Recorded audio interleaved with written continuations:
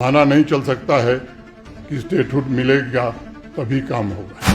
उसके अलावा भी सारे अधिकार सरकार के पास हैं और मैं इसलिए आज जोर दे करके कहना चाहता हूं कि ये लोगों को बेवकूफ़ बनाने का काम बंद करना चाहिए और अपने अधिकारों का प्रयोग करके जम्मू कश्मीर के नागरिकों की भलाई के लिए काम करना चाहिए।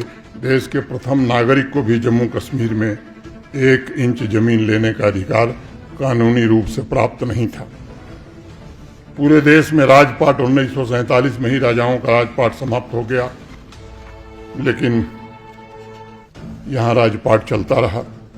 चंद लोग थे जिन्होंने तय कर लिया था कि किसे नागरिकता दी जाएगी, किसे नागरिक का अधिकार मिलेगा, किसे आधा नागरिक माना जाएगा, कौन लोकसभा में वोट करेगा, कौन विधानसभा में वोट करेगा और कौन नगर पंचायत में वोट करेगा। चंद लोग भाग्य तय करने का काम करते थे। हजारों परिवारों की किस्मत में लिख दिया गया था कि उनकी पीढ़ियां चाहे जितनी पढ़ाई कर लें, उनको स्वीपर का ही काम मिलेगा। पहले अखबार की सुर्खियां जिनको ध्यान है, ये खबरें पूरे देश में छपती रहीं। जम्मू कश्मीर हमेशा से भारत का अटूट अंग था, लेकिन चंद लोगों ने आर्टिफिशियल दीवार खड़ी कर रखी थी।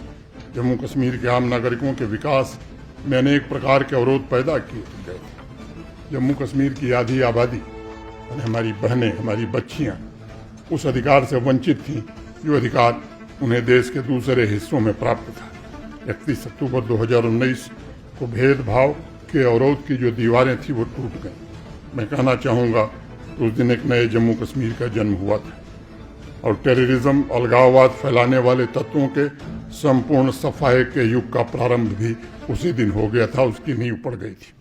31 अक्टूबर 2019 के पश्चात सुरक्षा के अनेक पैरामीटर्स जैसे आतंकवादी घटनाएं, सिक्योरिटी फोर्सेस की शहादत, सिविलियंस की किलिंग, इन 4-5-6 वर्षों में अगर मैं देखूं तो आंकड़े इस बात के गवाह हैं कि उसमें बड़ा व्यापक सुधार हुआ है और पुलिस सुरक्षा बलों के ऑपरेशंस ने, चाहे वो काइनेटिक हों चाहे सीधे हों, आतंकवाद की कमर तोड़ने में सफलता पाई है।